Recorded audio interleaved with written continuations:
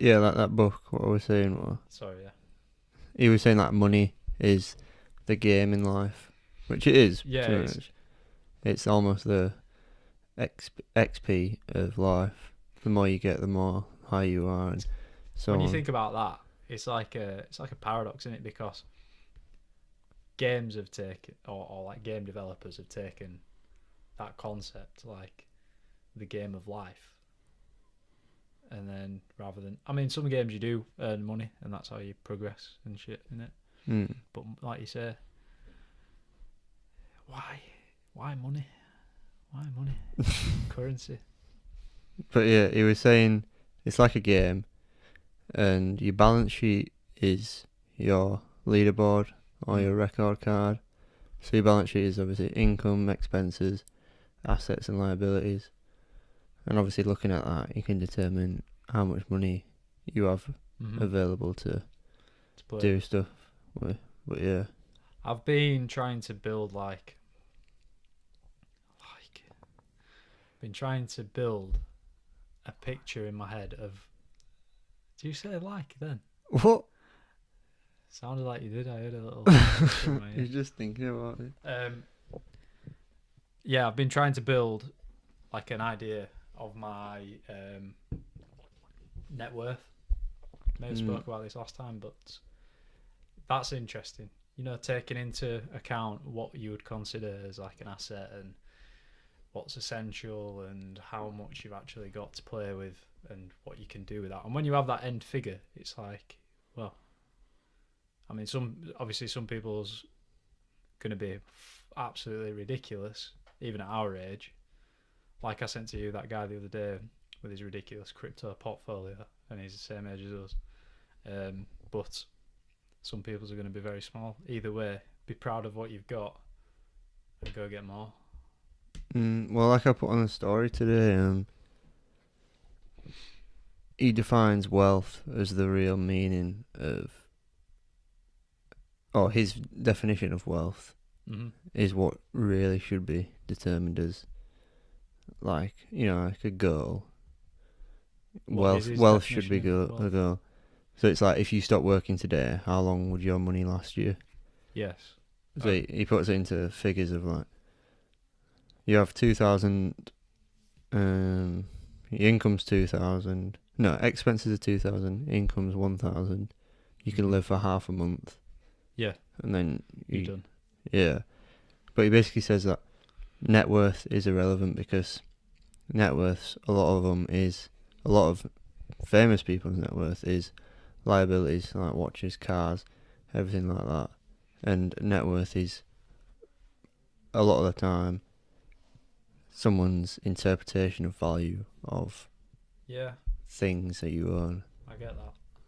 So why does he say watches are liabilities? Is it because they cost to keep? They don't. Well, I'm not sure. Because someone I'm not might sure say he that says. they're an asset.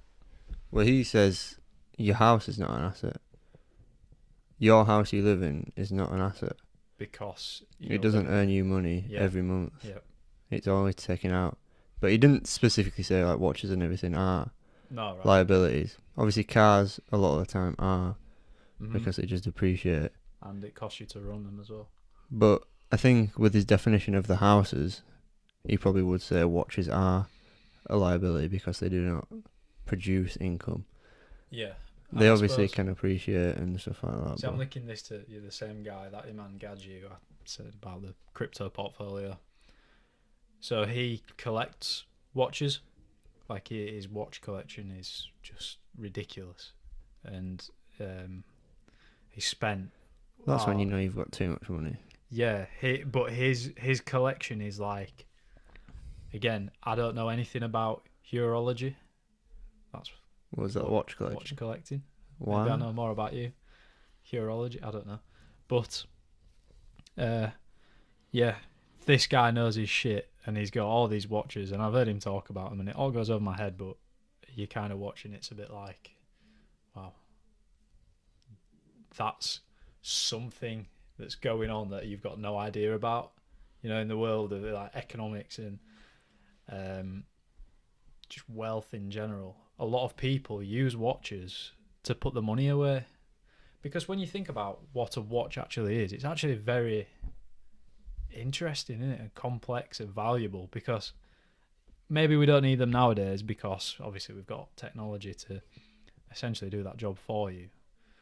But to have a watch, like an actual device that's just there on analog, that's ticking away, I don't know. I do find that very. It's pretty boring, really, but nonetheless, I could talk some shit about it. You know. Oh gosh, it's been a long day. Watches are. I don't know. I don't even know. I own one watch. Yeah, A big chunky one. I own two. I got one bought as a present, and the second one I, for some reason, thought, yeah, I'll get another watch, me. And it's just shit. Like, it's just so big and clunky and You might squeaky. wear it for a month, but Yeah, I it's need to get gone. rid of it. Again, it is literally just sat in that box, gathering dust. And it was like, don't get me wrong, it wasn't very expensive, but it's dead money now. And it's interesting thinking about, in the past, money I've spent. And this is one of the topics I've written down here, or it relates to one of these topics. So, clothes. Thinking about how much I've spent on clothes in my life. You've probably spent more than me, just as a general observation. Would you agree? yeah. We don't really know, but I feel like, don't know, maybe you've got a bit more of a expensive. I'm not saying that your taste is expensive, but in the past you've bought like Supreme and shit like that, haven't you? Even if you have sold them on or whatever. But where was I going? Oh yeah, so thinking about like wasted money in the past, and now obviously on this kind of personal finance hype that we've been talking about, as we discussed in the last podcast. If you haven't watched it, go watch it. It's good. We talk about a wide array of different things as per usual.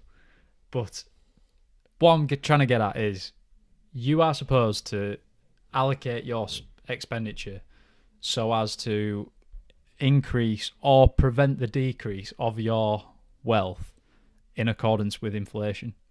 And inflation is about 2% per year. So when I think now, if it's a race, like, oh my God, if I did nothing, I'm 2% less or worse off than I was at the start of the year, by the end of the year. Right.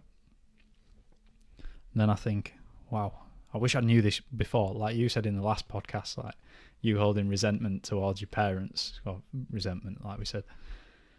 But yeah, so I've been thinking, like, what if I just sold everything?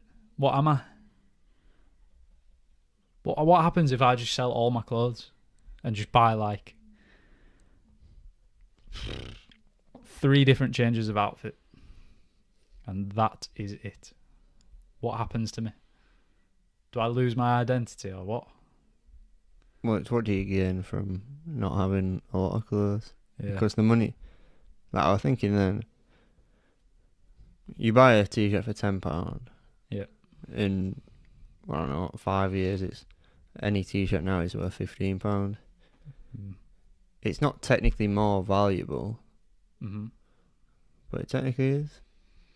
Yeah. Because obviously the pound's lost power, which is, even thinking about that's crazy, because it's like, how can something lose power if it's the same. a physical object?